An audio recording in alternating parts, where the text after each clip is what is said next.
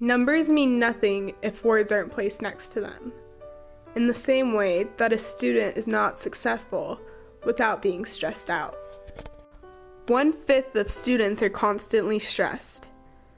Out of 804 teachers, 73% consider school far more stressful in today's society than when they went through the system. 22% of students fall asleep after midnight. 40% of teens report feeling angry when stressed. 36% of teens get anxious and nervous. We have all heard and seen statistics on everyday problems that pertain to us. They don't do very much. But let's take a look at our star students dealing with their stress and pressure to be perfect.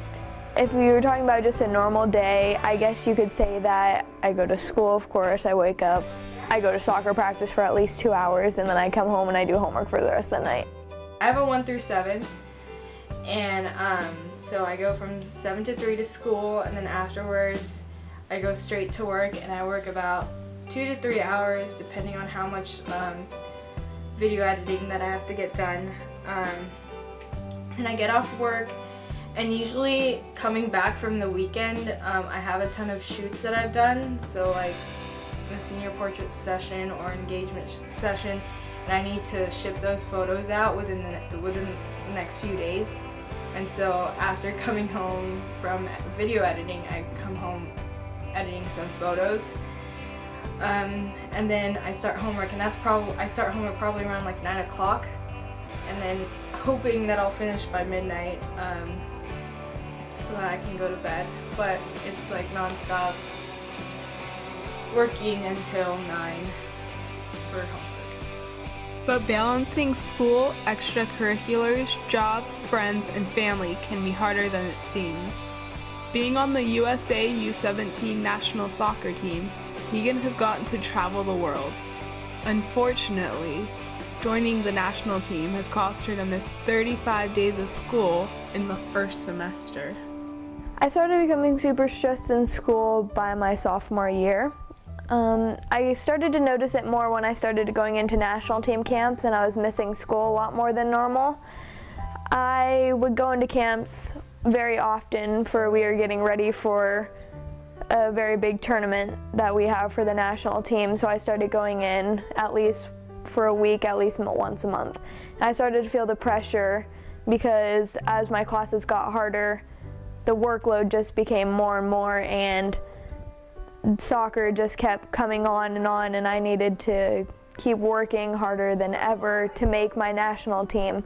But yet again, I still needed to follow my academics so I could get into a good college. There isn't like a consistent formula that I follow that I have to, put this first, or like put school first or put work first. It really depends on what's really important at the moment. So if like I really need money to like save up for camera equipment or something, or stuff like that, obviously I have to prioritize putting more hours into work, and that's when I focus on like keeping an allotted amount of time for working, and then be like, okay, I can at least work this amount of hours, and then leave the rest for school.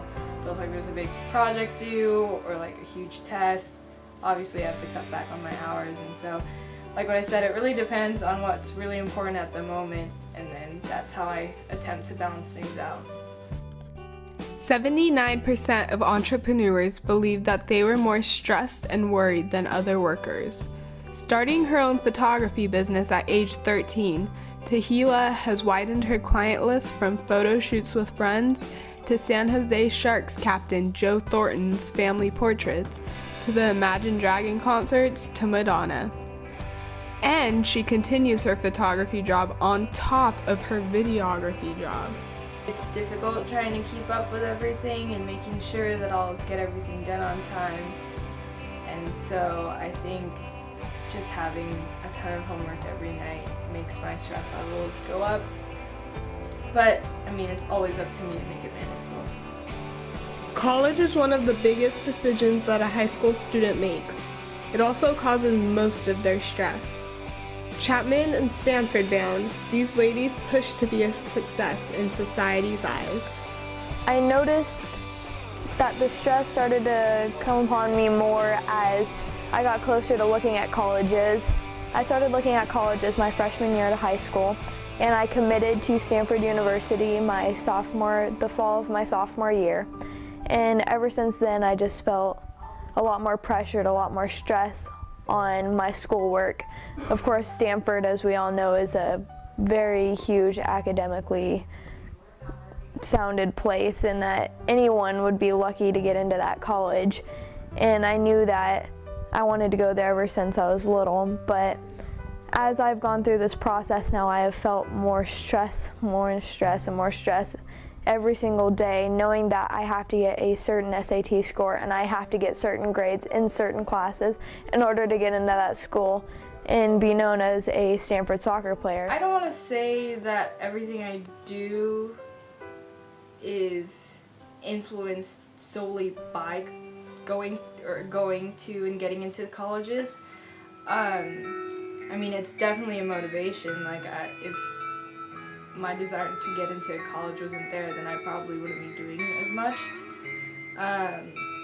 But for the most part, all my extracurriculars are related to some type of art form. So whether it's like photography, videography, or web design or graphic design, like, it's all in the same pool of digital arts. And so that's where, you know, my passion for art kind of transcends over my extracurriculars, because it's something that's valuable to me and I'm passionate about, and it's something that I know that I'm pretty good at. So I just kind of take that to my advantage and find outlets for me to use that and benefit my resume or getting into colleges. 71% of people say that dealing with stress and the pressure to be perfect is easiest to handle when in a supportive atmosphere and surrounding yourself with understanding people. It's pretty important for me to keep up with my friendships and the relationships I have with other people, because they're the ones who motivate me even when I'm stressed. And so I value that the connections I make with other people, just so that, you know, they can support me in the way that I can support them too.